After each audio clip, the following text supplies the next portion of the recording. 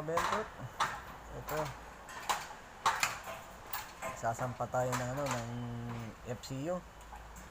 Pero bago namin isampa, ayusin man namin tong bracket na ginawa ng kasama namin dati dahil tumama sa sa tubo. Hindi pwedeng isampa dito dahil mababa masyado. Tsaka kita nyo naman, ang hirap mga kabentot. Kailangan ilipat yung bracket dito sa unahan ng ng tubo na yan para maluwag sa sa space nya. Tinatanggal namin yung kasama ko sa kabila. Dito naman ako sa kabila kasi yung unit rod mahaba. Kaya mamaya pag natanggal yung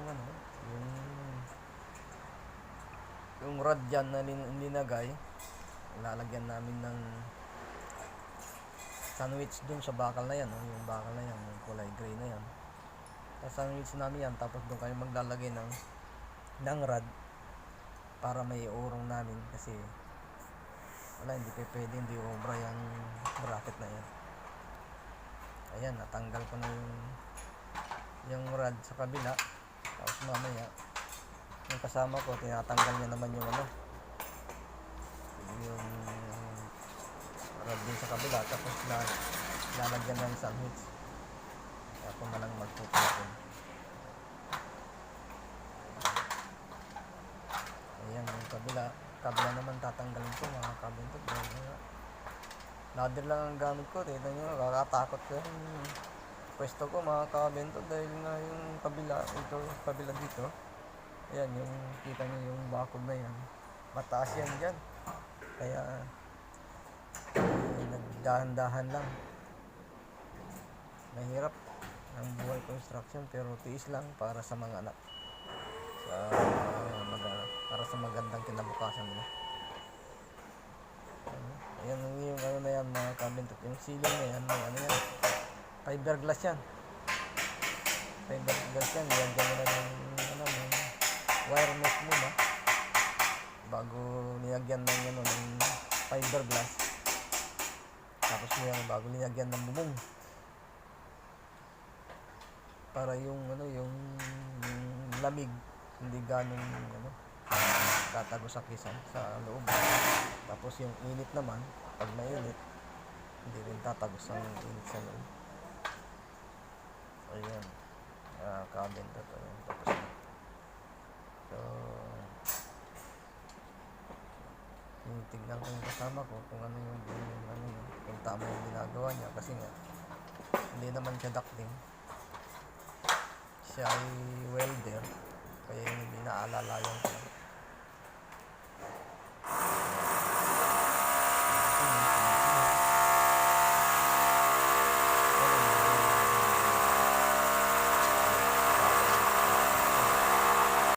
Ayan, lilipat ngayon.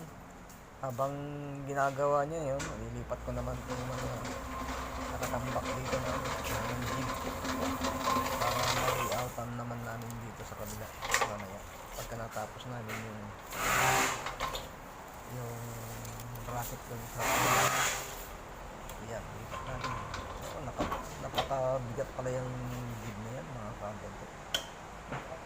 Kung nabalutan nila ng palitin yan para uulan, hindi siya mabasa kasi wala pang salamin dito sa open pa yan.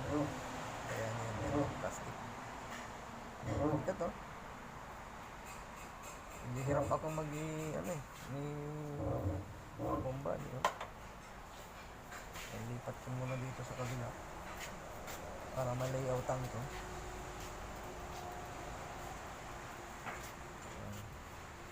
Bigat.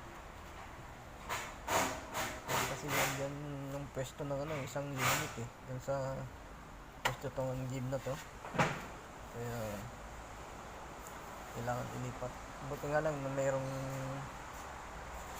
yan, jack clip ba yan tawag yan.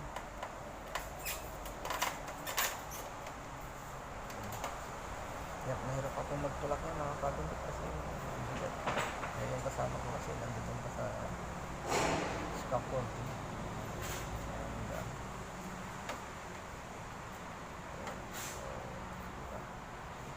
ano yung buhay ng OFW, construction. Pero mas maganda naman yung trabaho na to kaysa sa yung talagang naghahalo ka ng simento, halo pa yung mas maigi na ng konti dahil nasa loob ka ng building.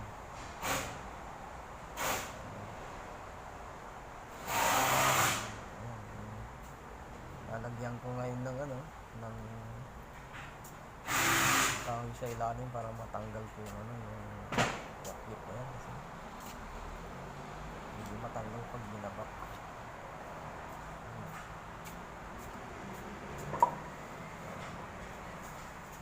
Para pagbaba hindi maipit yung yan yung clip na yan,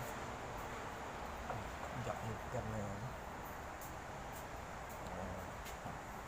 At saka kung sakali man ililipat uli yan, pwedeng madali na lang isuksok yung jack lifter.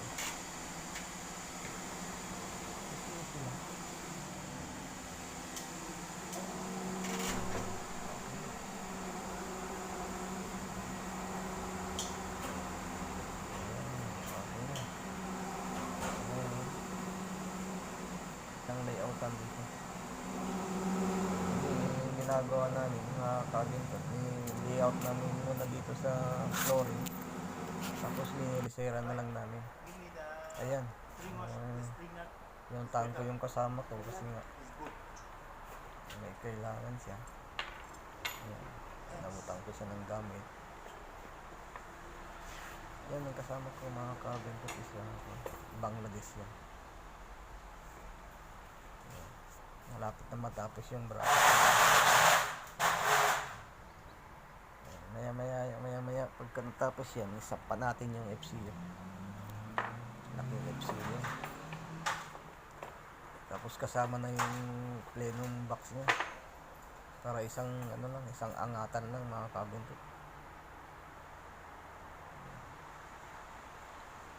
Hindi naman kayo minamadaling masyado kasi nga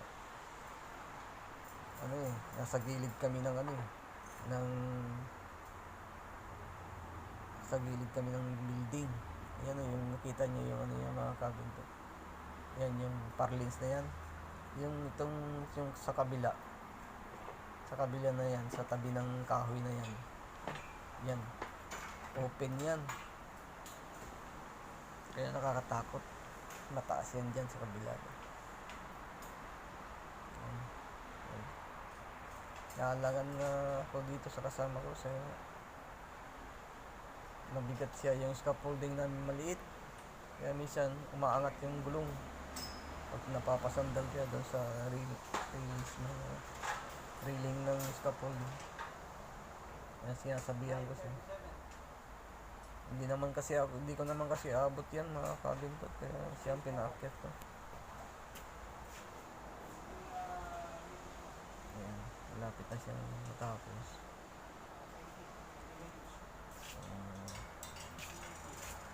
Sumuko. Patayin ko muna, tapos lipat dito sa kabila para makita niyo ginagawa namin. Ito yung FC nilalagyan namin ng kahoy sa ilalim kasi nga hindi siya pantay yung pagkapatong namin dito sa lifter, duct lifter. Nilalagyan namin ng kahoy para pumantay siya, para pag-angat namin suwabe. Okay.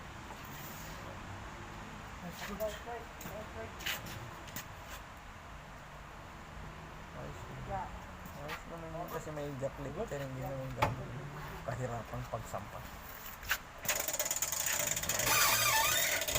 Kaya paralagyan ko muna yung kahoy na nilagyan namin. So, tatlong patong yung kahoy na nilagyan namin para pumantay siya.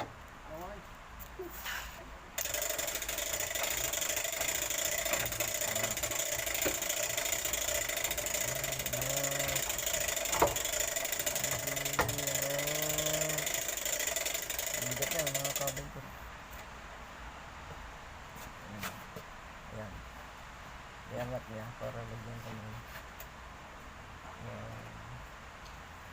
kulang pa ata yung ano dyan, yung kahoy. Tip.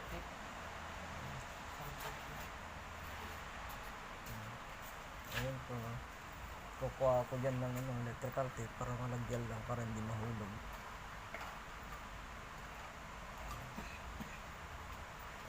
Mahirap na, baka mahulog eh. Yung kahoy lang naman. Yung ano naman, yung matibay naman yung duck lifter na yan. Hanggang 200 kilos naman yung kayang buhatin yan mga kabintog, kaya walang problema yan. Sakit. Hanggang ko na ano. Pinaiputan ko ng electrical tape niya. Tapos sa kabila, lagyan din Here, coming with me. You see here, how long? para sigurado. Too much. Come here. Dapat yan naka-align ng maigi. Up, go there. Nakagitna siya parang Up. pantay pag angat mamaya. And this one. Ganyan lang din naman ang gawa namin pag nagsasampa ng FC mga kabin. Bracket.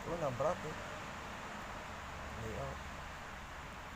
Tapos yan, assemble. Hindi ko na naipakita sa inyo yung pag-assemble namin mga kabin kasi kahapon namin yung assemble.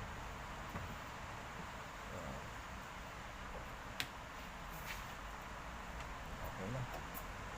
So, iangat pa ulit. Iangat pa ng konti kasi nga may kahoy dun. Okay. Tatamaan na pag hindi na.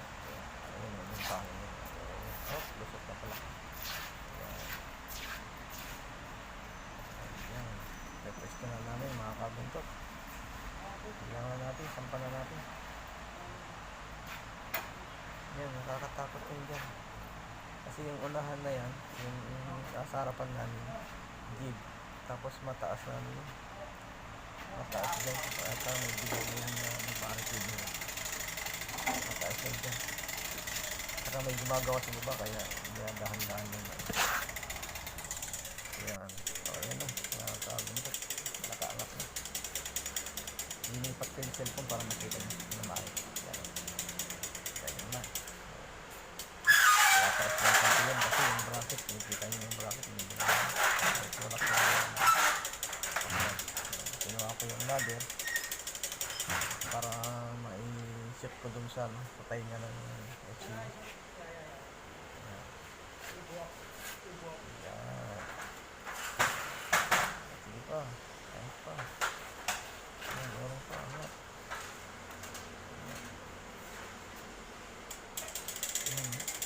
Yung titignan ko parang parang babagsak mga kabinet kasi ganun-ganun yun bigat yan. Siguro Because here road is 100 not like kilos yan. road.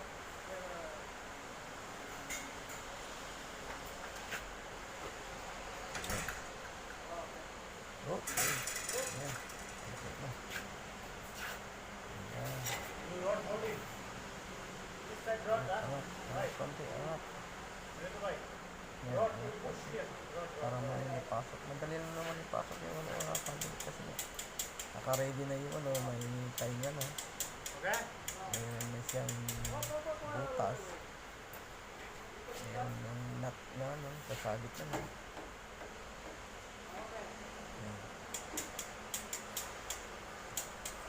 Ayan.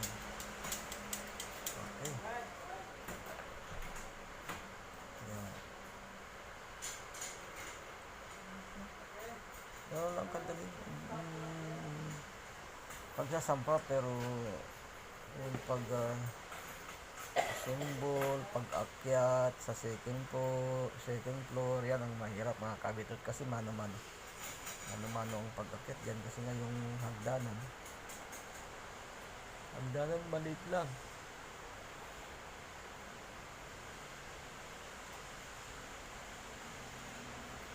I'm going to the other side. Yeah. Relax slowly. Tapos sa kabila, lipat naman ako dito sa kabila. Yan. Bubuhat namin yung ano, yung dyan. Nakatingala kasi yung cellphone ko para makita nyo yun. Cellphone lang, ang gamit natin yun.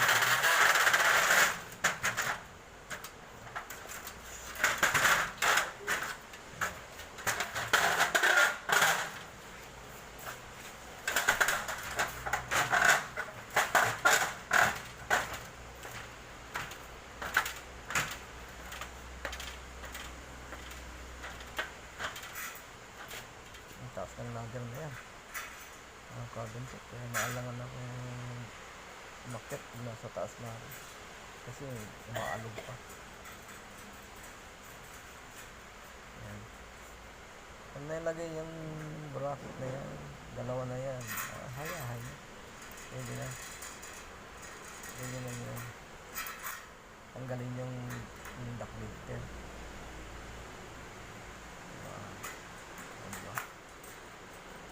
Kita lang yung nut na yan. Kasi naka-region eh, may nut na may washer. Hintayin nga na rin pang size mate. Kasi dito mga kabintot may bawat unit may size mate yan para sa lindol. Saka na lang namin lalagyan yan. Check height, everything. Now. Remove.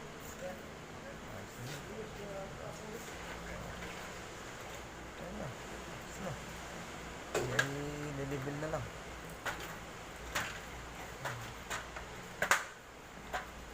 Easy money. Kaya sabi nila easy money. Tapos yung scaffolding yung lalagay ko dyan kasi nalangan ko na sa ladder na yun.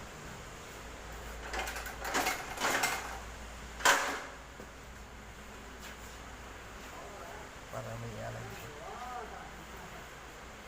Ganun lang mga kapatid.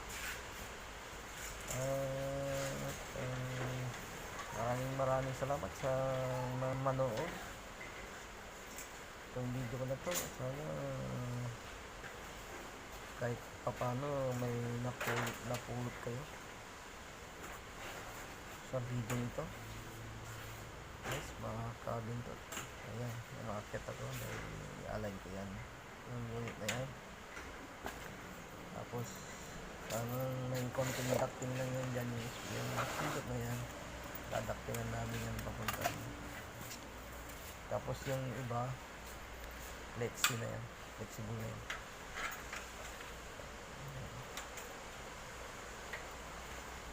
Ayan.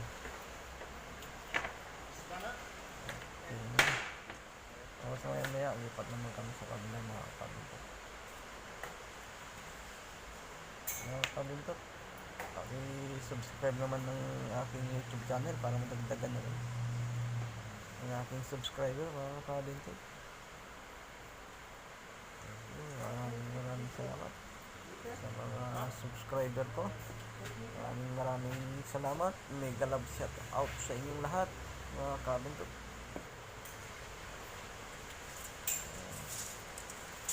Wala pa kasi akong time na mag-layout mga kabintot dahil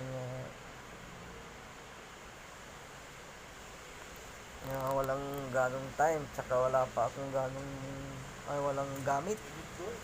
Naiwanan ko yung gamit ko doon na improvise sa dati naming bahay.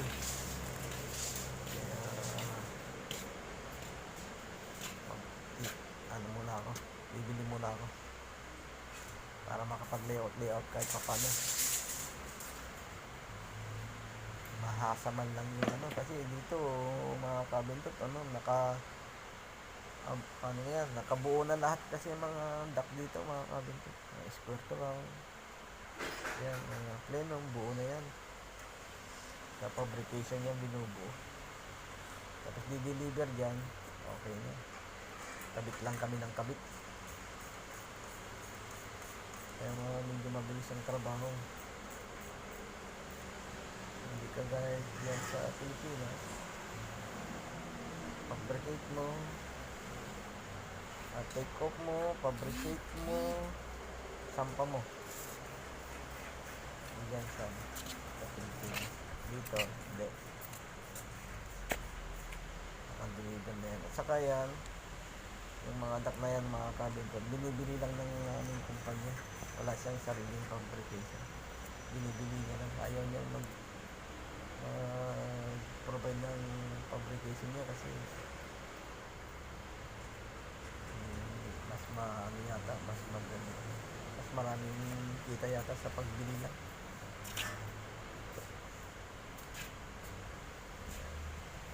Kabila naman.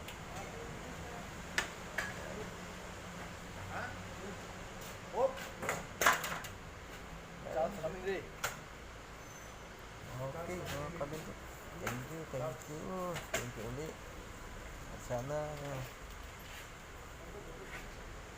huwag kayong magsasawang manood dito sa channel ko kahit ganyan lang mga video ko. Pagdating ng araw mayroon din kayong mapupulot dito sa video ko pagka sa mga upload ko pagka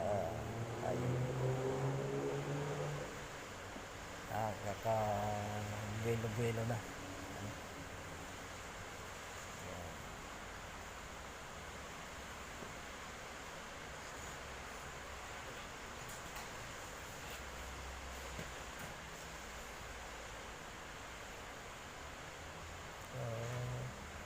Sana hindi ano to kasi nga meron tugtog doon.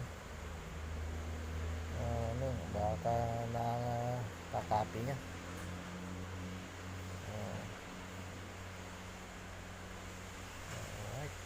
Alright.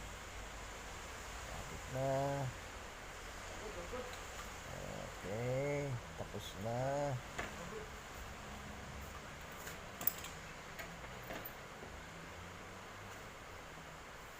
Ambutan ng mga gamit, lipat sa kabila.